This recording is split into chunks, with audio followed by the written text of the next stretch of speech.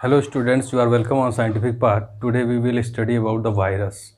इस टॉपिक में हम लोग जानेंगे what is virus, structure of virus and characteristics of virus.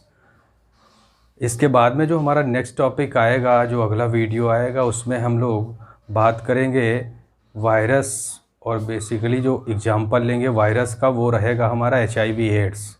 सो उसको देखना मत भूलिएगा और इस टॉपिक को भी एग्ज़ाम के दृष्टिकोण से काफ़ी इम्पोर्टेंट है, इसको अच्छे से देखिए। तो शुरू करते हैं। वायरस क्या होता है? वायरस की डेफिनेशन सबसे पहले जानेंगे। Virus is a cellular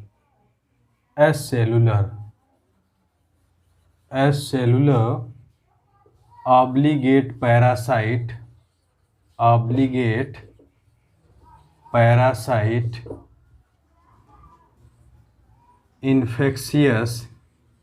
infectious agent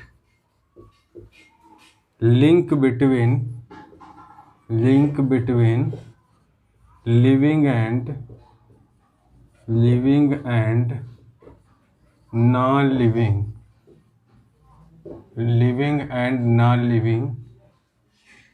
तो जो वायरस होता है वो एसेलुलर होता है, अकोशिकीय, इसे नॉन सेलुलर भी कह सकते हैं। मीन्स इसकी कोई सेलुलर स्ट्रक्चर परफेक्ट नहीं होती है। दूसरा, ये ऑब्लिगेट पैरासाइट होता है, मीन्स अविकल्पी परजीवी होता है। इन्फेक्शियस एजेंट है, ये संक्रमणकारी वाहक है जो इन्फेक्शन करता रहता है लिविंग सेल्स को, और ये लिविंग और नॉन लिविंग के बीच की लिंक है, सजीव और निर्जीव के बीच की कड़ी होती है। इसके अतिरिक्त ये नॉन प्रोटोप्लाज्मिक होता है, नॉन प्रोटोप्लाज्मिक। इसके ऊपर प्लाज्मा मेम्ब्रेन नहीं होती है या प्रोटोप्लाज्म से बनी हुई कवरिंग नहीं पाई जाती है। तो ये हो गई इसकी डेफिनेशन की बात। इसके बाद जो वायरस होता है इसको वाइवम फ्लूइडम भी कहते हैं। वाइवम फ्लूइडम भी इसको कहते हैं। इसके अतिरिक्त ये लैटिन वर्ड है वायरस, ये लैटिन टर्म है, लैटिन भाषा का वर्ड है, और इसका अर्थ होता है पॉइजन पार्टिकल। ये एक प्रकार के जहर के अणु होते हैं, पॉइजन के अणु होते हैं, इसीलिए इसको पॉइजन पार्टिकल कहते हैं। आइवानोवस्की नामक एक साइंटिस्ट थे, आइवानोवस्की।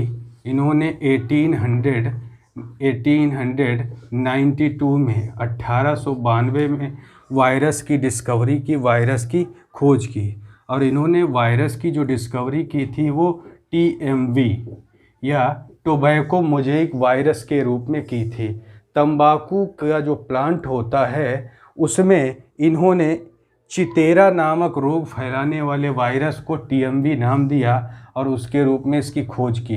इन्होंने देखा कि कुछ तंबाकू की जो लीव्स होती हैं वो चितकबरी हो जाती हैं, और उसके बाद में उसकी लीव्स को लेकर के उसका एक्सट्रैक्ट या उसका रस निकाला और उसमें पाया कि एक वायरस जैसी स्ट्रक्चर है जिसका नाम दे दिया TMV। इसके बाद में स्टैनले मिलर नामक एक साइंटिस्ट थे, स्टैनले मिलर। इन्होंने 1935 में इनको क्रिस्टलाइज किया, वायरस को क्रिस्टलाइज किया। इनको रवों के रूप में, सूखे रवों के रूप में निर्जीव अवस्था में बोतल में भर के रखा, और इसके लिए जो स्टैनले मिलर थे इनको 1946 में 1946 में नोबेल प्राइज़ दिया गया, नोबेल पुरस्कार से इनको सम्मानित किया गया था स्टैनले मिलर को। अब ये वायरस की जो स्ट्रक्चर होती है, कंस्ट्रक्शन, वो किस प्रकार की होती है? जो वायरस होता है ये प्रोटीन और न्यूक्लिक एसिड से मिलकर के फॉर्म होते हैं, प्रोटीन और न्यूक्लिक एसिड से मिलकर के बने होते हैं। तो जो इनमें जो प्रोटीन होती है वो बेसिकली कवरिंग होती है, जिसको हम कैप्सिड कहते हैं। कैप्सिड के रूप में इनमें प्रोटीन पाई जाती है। दूसरा जो न्यूक्लिक एसिड है, वो न्यूक्लिक अम्ल है, वो डीएनए भी हो सकता है और आरएनए, जिसको आनुवांशिक द्रव्य या आनुवांशिक पदार्थ कहते हैं, वो विषाणुओं में डीऑक्सी राइबो न्यूक्लिक एसिड भी हो सकता है एंड राइबो न्यूक्लिक एसिड भी हो सकता है। इसके बाद में जो वायरसेस होते हैं, ये इनकी स्ट्रक्चर हो जाती है। अब हम देखते हैं, अगर एक टीएमवी वायरस की स्ट्रक्चर को देखें तो उसमें जो बाहर की कवरिंग होती है वो कैप्सिड की होती है, और कैप्सिड का जो फॉर्मेशन या निर्माण होता है ढेर सारे कैप्सोमियर्स, मोनोमर्स, उसकी इक्लक इकाइयों के मिलने से, संयुक्त होने से होता है। यहाँ पर ये मोनोमर्स एकलक इकाइयाँ हैं जो कंबाइन होकर के जुड़ कर के कैप्सिड का निर्माण करती हैं, और कैप्सिड के अंदर आरएनए हेलिक्स पाया जाता है। ये एक प्रकार का प्लांट वायरस है, और प्लांट वायरस में मोस्टली आरएनए पाया जाता है। तो जितने भी प्लांट वायरसेस हैं, मोस्टली उनमें प्लांट वायरसेस में RNA as a genetic material होता है मोस्ट ऑफ द केसेस। और जितने भी एनिमल वायरसेस होते हैं, एनिमल वायरसेस या बैक्टीरियोफेज वायरसेस, उनमें जो न्यूक्लिक एसिड होता है या जेनेटिक मटेरियल होता है, वो मोस्टली डीएनए होता है, डीऑक्सी न्यूक्लिक एसिड होता है। इसके बाद में हम जानते हैं जो वायरस होते हैं, अगर उनके हम ऑर्डर की बात करें तो वायरेल्स ऑर्डर में जितने भी वायरस हैं उनको रखा गया है। वायरेल्स ऑर्डर के अंतर्गत इनको हम वायरस को रखते हैं। और जो वायरेल्स ऑर्डर है, ये 3 सब ग्रुप्स में, उप समूहों में विभक्त किया गया है। एक को कहते हैं जूफैगिनी, और जूफैगिनी में जितने भी एनिमल वायरसेस हैं, जंतु विषाणु हैं, उनकी स्टडी करते हैं। दूसरा जो सब कैटेगरी है, उपसमूह है, फाइटोफैगिनी कहते हैं, फाइटोफैगिनी। और फाइटोफैगिनी के अंतर्गत जितने भी प्लांट वायरसेस हैं, पादप विषाणु हैं, उनका अध्ययन करते हैं। उसके बाद में फैगिनी आता है सब कैटेगरी, और फैगिनी के अंतर्गत हम जितने भी बैक्टीरियोफेज वायरसेस हैं, जीवाणु भोजी विषाणु हैं, उनका अध्ययन करते हैं। इसके बाद हम जानते हैं कि जो बैक्टीरियोफेज वायरस है उसकी स्ट्रक्चर किस प्रकार की होती है। तो जो बैक्टीरियोफेज वायरस होता है, नॉर्मली वो उसका ऊपर का जो कवरिंग होता है, जिसको कैप्सिड कहते हैं, वो पॉलीहेड्रल होता है, बहुफलकीय संरचना होती है। पॉलीहेड्रल स्ट्रक्चर इस तरह से बनी होती है, और उसके अंदर डीएनए जेनेटिक मटेरियल के रूप में पाया जाता है। इस तरह से डीएनए उसके अंदर, और कैप्सिड जो प्रोटीन का बना होता है वो पॉलीहेड्रल होता है, और इसके बीच में एक कॉलर शेप्ड स्ट्रक्चर पाई जाती है, जिसको कॉलर कहते हैं। ये नेक शेप्ड स्ट्रक्चर होती है, और नीचे की ओर 6 इसमें फाइबर्स लगे रहते हैं, टेल फाइबर्स रहते हैं, पुच्छ तंतुक लगे रहते हैं। ये 6 होते हैं, 6 पुच्छ तंतुक लगे रहते हैं, और ये पुच्छ तंतुक क्या करते हैं, किसी भी हॉस्ट बॉडी से चिपकने का काम करते हैं। ये बैक्टीरिया को अफेक्ट करता है। बैक्टीरियोफेज जो वायरस होता है, ये बैक्टीरिया में इन्फेक्शन काज करता है। इसमें जो जेनेटिक मटेरियल होता है वो डीएनए होता है, और पीछे भी हमने चर्चा की बैक्टीरियोफेज वायरस और एनिमल वायरस का डीएनए जेनेटिक मटेरियल या न्यूक्लिक एसिड होता है, और बीच में कॉलर होती है, और इसमें नीचे की ओर ये जो फाइबर होते हैं, टेल फाइबर्स कहते हैं इनको, टेल फाइबर्स, इनको पुच्छ तंतुक हिंदी में कहते हैं, और ये चिपकने का काम करते हैं। ये बात हो गई यहाँ पर हमारी वायरस की स्ट्रक्चर के बारे में। अब हम लोग आगे जानेंगे कि जो वायरस होते हैं इनके कैरेक्टरिस्टिक्स क्या होते हैं, लक्षण क्या होते हैं। वायरस के कैरेक्टरिस्टिक्स क्या होते हैं, विषाणुओं के लक्षण क्या होते हैं, हम 1 बाय 1 करके यहाँ पर डिस्कस करेंगे। तो सबसे पहला जो कैरेक्टरिस्टिक्स जो हमने पीछे स्ट्रक्चर बताई उसी में निकल करके आया था कि जो वायरस होते हैं ये कैप्सिड और न्यूक्लिक एसिड से मिलकर के बने होते हैं। मीन्स प्रोटीन और न्यूक्लिक अम्ल से मिलकर के या जेनेटिक मटेरियल से मिलकर के इनका निर्माण होता है। दूसरा, जितने भी वायरसेस होते हैं ये इनको क्रिस्टल फॉर्म में रखा जा सकता है, मीन्स इनको निर्जीव अवस्था में बोतल के अंदर हम लोग पिक करके इनको रख सकते हैं, सुरक्षित रूप से रखा जा सकता है। ये इसके बाद में इसका जो नॉन लिविंग कैरेक्टरिस्टिक्स होता है ये एसेलुलर होते हैं, अकोशिकीय प्रकार के होते हैं, इनकी कोई सेलुलर स्ट्रक्चर नहीं होती है। आरएनए इसके बाद में बात करते हैं। अगर जो वायरसेस होते हैं इनमें एक ही न्यूक्लिक एसिड होता है, एक ही न्यूक्लिक अम्ल होता है या जेनेटिक मटेरियल होता है, ईदर इट इज़ डीएनए और आरएनए, या तो ये डीएनए होगा या आरएनए होगा। इनमें दोनों जेनेटिक मटेरियल या न्यूक्लिक एसिड नहीं होते हैं, जबकि अदर जो लिविंग सेल्स होती हैं उनमें आरएनए और डीएनए दोनों प्रकार के न्यूक्लिक एसिड्स पाए जाते हैं।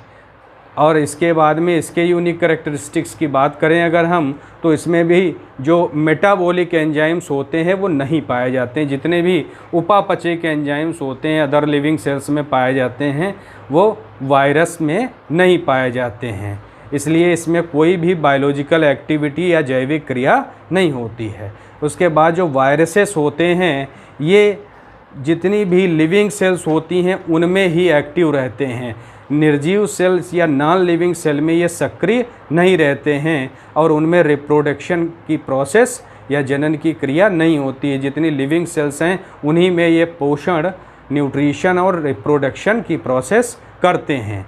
इसके बाद जितने भी जो वायरसेस होते हैं इनमें जो ऑर्गेनिक मटेरियल होते हैं या कार्बनिक पदार्थ होते हैं ये वायरस में नहीं पाए जाते हैं, जबकि अदर जो लिविंग सेल्स होती हैं उनमें कार्बनिक पदार्थ पाए जाते हैं, ऑर्गेनिक मटेरियल्स पाए जाते हैं, जैसे कार्बोहाइड्रेट, लिपिड्स, ये सब चीज़ें पाई जाती हैं। इनमें केवल जो न्यूक्लिक एसिड है वो पाया जाता है, जबकि अदर लिविंग सेल्स में अन्य सभी प्रकार के कार्बनिक एसिड्स, कार्बनिक पदार्थ सजीवों में जो पाए जाते हैं वो होते हैं, जबकि इसमें नहीं होते हैं। इसलिए ये नॉन लिविंग का कैरेक्टरिस्टिक्स भी शो करता है। और जो वायरस पार्टिकल्स होते हैं इनमें कोई वृद्धि नहीं होती है, ये वृद्धि ग्रोथ नहीं दर्शाते हैं, इसलिए इसको हम नॉन लिविंग भी मान सकते हैं इस कैरेक्टरिस्टिक के आधार पर।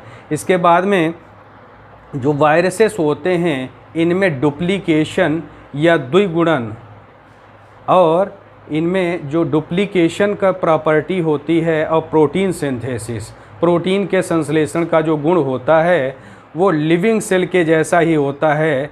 The duplication and nutrition property of virus is similar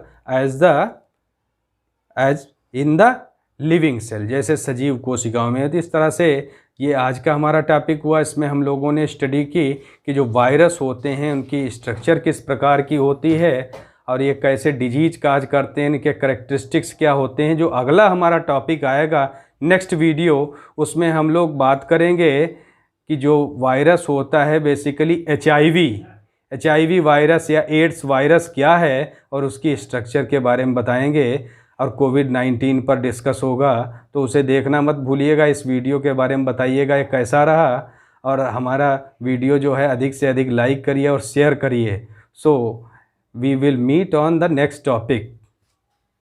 hello students, you are welcome on scientific part. Today we will study about the virus.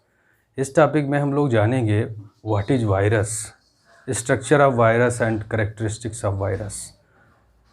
इसके बाद में जो हमारा नेक्स्ट टॉपिक आएगा, जो अगला वीडियो आएगा, उसमें हम लोग बात करेंगे वायरस, और बेसिकली जो एग्जांपल लेंगे वायरस का वो रहेगा हमारा HIV एड्स।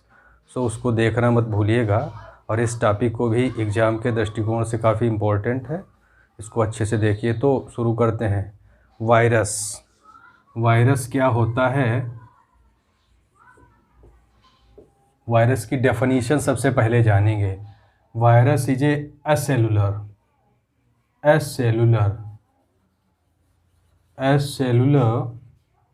obligate parasite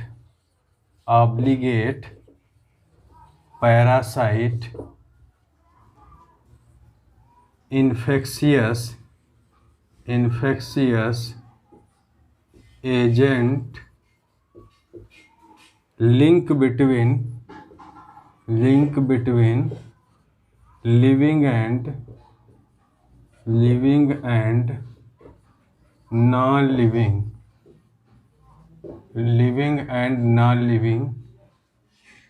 तो जो वायरस होता है वो एसेलुलर होता है, अकोशिकीय से नॉन सेलुलर भी कह सकते हैं। मीन्स इसकी कोई सेलुलर स्ट्रक्चर परफेक्ट नहीं होती है। दूसरा, ये ऑब्लिगेट पैरासाइट होता है, मीन्स अविकल्पी परजीवी होता है। इन्फेक्शियस एजेंट है, ये संक्रमणकारी वाहक है जो इन्फेक्शन करता रहता है लिविंग सेल्स को, और ये लिविंग और नॉन लिविंग के बीच की लिंक है, सजीव और निर्जीव के बीच की कड़ी होती है। इसके अतिरिक्त ये नॉन प्रोटोप्लाज्मिक होता है, नॉन प्रोटोप्लाज्मिक। इसके ऊपर प्लाज्मा मेम्ब्रेन नहीं होती है या प्रोटोप्लाज्म से बनी हुई कवरिंग नहीं पाई जाती है। तो ये हो गई इसकी डेफिनीशन की बात। इसके बाद जो वायरस होता है इसको वाइवम फ्लूइडम भी कहते हैं, वाइवम फ्लूइडम भी इसको कहते हैं। इसके अतिरिक्त ये लैटिन वर्ड है वायरस, ये लैटिन टर्म है, लैटिन भाषा का वर्ड है, और इसका अर्थ होता है पॉइजन पार्टिकल। ये एक प्रकार के जहर के अणु होते हैं, पॉइजन के अणु होते हैं, इसलिए इसको पॉइजन पार्टिकल कहते हैं। आइवानोवस्की नामक एक साइंटिस्ट थे, आइवानोवस्की। इन्होंने 1892 में 1892 में वायरस की डिस्कवरी की, वायरस की खोज की, और इन्होंने वायरस की जो डिस्कवरी की थी वो TMV या टोबैको मोज़ेइक वायरस के रूप में की थी। तंबाकू का जो प्लांट होता है उसमें इन्होंने चितेरा नामक रोग फैलाने वाले वायरस को TMV नाम दिया और उसके रूप में इसकी खोज की। इन्होंने देखा कि कुछ तंबाकू की जो लीव्स होती हैं वो चितकबरी हो जाती हैं, और उसके बाद में उसकी लीव्स को लेकर के उसका एक्सट्रैक्ट या उसका रस निकाला और उसमें पाया कि एक वायरस जैसी स्ट्रक्चर है जिसका नाम दे दिया TMV। इसके बाद में स्टैनले मिलर नामक एक साइंटिस्ट थे, स्टैनले मिलर। इन्होंने 1935 में इनको क्रिस्टलाइज किया, वायरस को क्रिस्टलाइज किया। इनको रवों के रूप में, सूखे रवों के रूप में निर्जीव अवस्था में बोतल में भर के रखा, और इसके लिए जो स्टैनले मिलर थे इनको 1946 में 1946 में नोबेल प्राइज़ दिया गया, नोबेल पुरस्कार से इनको सम्मानित किया गया था स्टैनले मिलर को। अब ये वायरस की जो स्ट्रक्चर होती है, कंस्ट्रक्शन, वो किस प्रकार की होती है। जो वायरस होता है ये प्रोटीन और न्यूक्लिक एसिड से मिलकर के फॉर्म होते हैं, प्रोटीन और न्यूक्लिक एसिड से मिलकर के बने होते हैं। तो जो इनमें जो प्रोटीन होती है वो बेसिकली कवरिंग होती है, जिसको हम कैप्सिड कहते हैं। कैप्सिड के रूप में इनमें प्रोटीन पाई जाती है। दूसरा जो न्यूक्लिक एसिड है, वो न्यूक्लिक अम्ल है, वो DNA भी हो सकता है और RNA, जिसको आनुवांशिक द्रव्य, आनुवांशिक पदार्थ कहते हैं। वो विषाणुओं में डीऑक्सी राइबो न्यूक्लिक एसिड भी हो सकता है एंड राइबो न्यूक्लिक एसिड भी हो सकता है। इसके बाद में जो वायरसेस होते हैं ये इनकी स्ट्रक्चर हो जाती है। अब हम देखते हैं, अगर एक TMV वायरस की स्ट्रक्चर को देखें तो उसमें जो बाहर की कवरिंग होती है वो कैप्सिड की होती है, और कैप्सिड का जो फॉर्मेशन या निर्माण होता है ढेर सारे कैप्सोमियर्स, मोनोमर्स, उसकी इक्लक इकाइयों के मिलने से, संयुक्त होने से होता है। यहाँ पर ये मोनोमर्स इक्लक इकाइयाँ हैं जो कंबाइन होकर के, जुड़ कर के कैप्सिड का निर्माण करती हैं, और कैप्सिड के अंदर RNA हेलिक्स पाया जाता है। ये एक प्रकार का प्लांट वायरस है, और प्लांट वायरस में मोस्टली RNA पाया जाता है। तो जितने भी प्लांट वायरसेस हैं मोस्टली उनमें प्लांट वायरसेस में RNA as a genetic material होता है मोस्ट ऑफ द केसेस। और जितने भी एनिमल वायरसेस होते हैं, एनिमल वायरसेस या बैक्टीरियोफेज वायरसेस, उनमें जो न्यूक्लिक एसिड होता है या जेनेटिक मटेरियल होता है वो मोस्टली डीएनए होता है, डीऑक्सीराइबो न्यूक्लिक एसिड होता है। इसके बाद में हम जानते हैं जो वायरस होते हैं, अगर उनके हम ऑर्डर की बात करें तो वायरल्स ऑर्डर में जितने भी वायरस हैं उनको रखा गया है। वायरल्स ऑर्डर के अंतर्गत इनको हम वायरस को रखते हैं। और जो वायरल्स ऑर्डर है ये 3 सब ग्रुप्स में, उप समूहों में विभक्त किया गया है। एक को कहते हैं जूफैगिनी, और जूफैगिनी में जितने भी एनिमल वायरसेस हैं, जंतु विषाणु हैं, उनकी स्टडी करते हैं। दूसरा जो सब कैटेगरी है, उपसमूह है, फाइटोफैगिनी कहते हैं, फाइटोफैगिनी। और फाइटोफैगिनी के अंतर्गत जितने भी प्लांट वायरसेस हैं, पादप विषाणु हैं, उनका अध्ययन करते हैं। उसके बाद में फैगिनी आता है सब कैटेगरी, और फैगिनी के अंतर्गत हम जितने भी बैक्टीरियोफेज वायरसेस हैं, जीवाणु भोजी विषाणु हैं, उनका अध्ययन करते हैं। इसके बाद हम जानते हैं कि जो बैक्टीरियोफेज वायरस है उसकी स्ट्रक्चर किस प्रकार की होती है। तो जो बैक्टीरियोफेज वायरस होता है नॉर्मली वो उसका ऊपर का जो कवरिंग होता है जिसको कैप्सिड कहते हैं वो पॉलीहेड्रल होता है, बहुफलकीय संरचना होती है। पॉलीहेड्रल स्ट्रक्चर इस तरह से बनी होती है और उसके अंदर डीएनए जेनेटिक मटेरियल के रूप में पाया जाता है। इस तरह से डीएनए उसके अंदर और कैप्सिड जो प्रोटीन का बना होता है वो पॉलीहेड्रल होता है और इसके बीच में एक कॉलर शेप्ड स्ट्रक्चर पाई जाती है जिसको कॉलर कहते हैं। ये नेक शेप्ड स्ट्रक्चर होती है और नीचे की ओर इसमें 6 इसमें फाइबर्स लगे रहते हैं, टेल फाइबर्स रहते हैं, पुच्छ तंतुक लगे रहते हैं। ये 6 होते हैं, 6 पुच्छ तंतुक लगे रहते हैं और ये पुच्छ तंतुक क्या करते हैं, किसी भी होस्ट बॉडी से चिपकने का काम करते हैं। ये बैक्टीरिया को अफेक्ट करता है। बैक्टीरियोफेज जो वायरस होता है ये बैक्टीरिया में इन्फेक्शन काज करता है। इसमें जो जेनेटिक मटेरियल होता है वो डीएनए होता है और पीछे भी हमने चर्चा की बैक्टीरियोफेज वायरस और एनिमल वायरस का डीएनए जेनेटिक मटेरियल या न्यूक्लिक एसिड होता है और बीच में कॉलर होती है और इसमें नीचे की ओर ये जो फाइबर होते हैं टेल फाइबर्स कहते हैं इनको, टेल फाइबर्स, इनको पुच्छ तंतुक हिंदी में कहते हैं और ये चिपकने का काम करते हैं। ये बात हो गई यहाँ पर हमारी वायरस की स्ट्रक्चर के बारे में। अब हम लोग आगे जानेंगे कि जो वायरस होते हैं इनके कैरेक्टरिस्टिक्स क्या होते हैं, लक्षण क्या होते हैं। वायरस के कैरेक्टरिस्टिक्स क्या होते हैं, विषाणुओं के लक्षण क्या होते हैं, हम 1 बाय 1 करके यहाँ पर डिस्कस करेंगे। तो सबसे पहला जो कैरेक्टरिस्टिक्स जो हमने पीछे स्ट्रक्चर बताई उसी में निकल करके आया था कि जो वायरस होते हैं ये कैप्सिड और न्यूक्लिक एसिड से मिलकर के बने होते हैं, मीन्स प्रोटीन और न्यूक्लिक अम्ल से मिलकर के या जेनेटिक मटेरियल से मिलकर के इनका निर्माण होता है।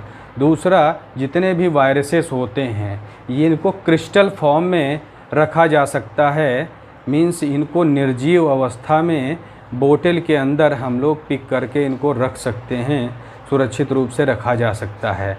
ये इसके बाद में इसका जो नॉन लिविंग कैरेक्टरिस्टिक्स होता है ये एसेलुलर होते हैं, अकोशिकीय प्रकार के होते हैं, इनकी कोई सेलुलर स्ट्रक्चर नहीं होती है। आरएनए इसके बाद में बात करते हैं। अगर जो वायरसेस होते हैं इनमें एक ही न्यूक्लिक एसिड होता है, एक ही न्यूक्लिक अम्ल होता है या जेनेटिक मटेरियल होता है, ईदर इट इज़ डीएनए और आरएनए, या तो ये डीएनए होगा या आरएनए होगा। इनमें दोनों जेनेटिक मटेरियल या न्यूक्लिक एसिड नहीं होते हैं, जबकि अदर जो लिविंग सेल्स होती हैं उनमें आरएनए और डीएनए दोनों प्रकार के न्यूक्लिक एसिड्स पाए जाते हैं। और इसके बाद में इसके यूनिक करेक्टरिस्टिक्स की बात करें अगर हम, तो इसमें भी जो मेटाबॉलिक एंजाइम्स होते हैं वो नहीं पाए जाते हैं। जितने भी उपापचयिक एंजाइम्स होते हैं अदर लिविंग सेल्स में पाए जाते हैं वो वायरस में नहीं पाए जाते हैं, इसलिए इसमें कोई भी बायोलॉजिकल एक्टिविटी या जैविक क्रिया नहीं होती है। उसके बाद जो वायरसेस होते हैं ये जितनी भी लिविंग सेल्स होती हैं उनमें ही एक्टिव रहते हैं। निर्जीव सेल्स या नॉन लिविंग सेल में ये सक्रिय नहीं रहते हैं और उनमें रिप्रोडक्शन की प्रोसेस या जनन की क्रिया नहीं होती है। जितनी लिविंग सेल्स हैं उन्हीं में ये पोषण, न्यूट्रिशन और रिप्रोडक्शन की प्रोसेस करते हैं। इसके बाद जितने भी जो वायरसेस होते हैं इनमें जो ऑर्गेनिक मटेरियल होते हैं या कार्बनिक पदार्थ होते हैं ये वायरस में नहीं पाए जाते हैं, जबकि अदर जो लिविंग सेल्स होती हैं उनमें कार्बनिक पदार्थ पाए जाते हैं, ऑर्गेनिक मटेरियल्स पाए जाते हैं, जैसे कार्बोहाइड्रेट, लिपिड्स, ये सब चीज़ें पाई जाती हैं। इनमें केवल जो न्यूक्लिक एसिड है वो पाया जाता है, जबकि अदर लिविंग सेल्स में अन्य सभी प्रकार के कार्बनिक एसिड्स, कार्बनिक पदार्थ सजीवों में जो पाए जाते हैं वो होते हैं, जबकि इसमें नहीं होते हैं। इसलिए ये नॉन लिविंग का करेक्टरिस्टिक्स भी शो करता है। और जो वायरस पार्टिकल्स होते हैं इनमें कोई वृद्धि नहीं होती है, ये वृद्धि ग्रोथ नहीं दर्शाते हैं, इसलिए इसको हम नॉन लिविंग भी मान सकते हैं इस करेक्टरिस्टिक के आधार पर। इसके बाद में जो वायरसेस होते हैं इनमें डुप्लीकेशन या द्विगुणन, और इनमें जो डुप्लीकेशन का प्रॉपर्टी होती है और प्रोटीन सिंथेसिस, प्रोटीन के संश्लेषण का जो गुण होता है वो लिविंग सेल के जैसा ही होता है। The duplication and nutrition property of virus is similar as in the living cell, जैसे सजीव कोशिकाओं में। तो इस तरह से ये आज का हमारा टॉपिक हुआ। इसमें हम लोगों ने स्टडी की कि जो वायरस होते हैं उनकी स्ट्रक्चर किस प्रकार की होती है और ये कैसे डिजीज काज करते हैं, इनके करेक्टरिस्टिक्स क्या होते हैं। जो अगला हमारा टॉपिक आएगा नेक्स्ट वीडियो, उसमें हम लोग बात करेंगे कि जो वायरस होता है बेसिकली HIV वायरस या एड्स वायरस क्या है और उसकी स्ट्रक्चर के बारे में बताएंगे, और कोविड-19 पर डिस्कस होगा। तो उसे देखना मत भूलिएगा, इस वीडियो के बारे में बताइएगा ये कैसा रहा, और हमारा वीडियो जो है अधिक से अधिक लाइक करिए और शेयर करिए। सो we will meet on the next topic.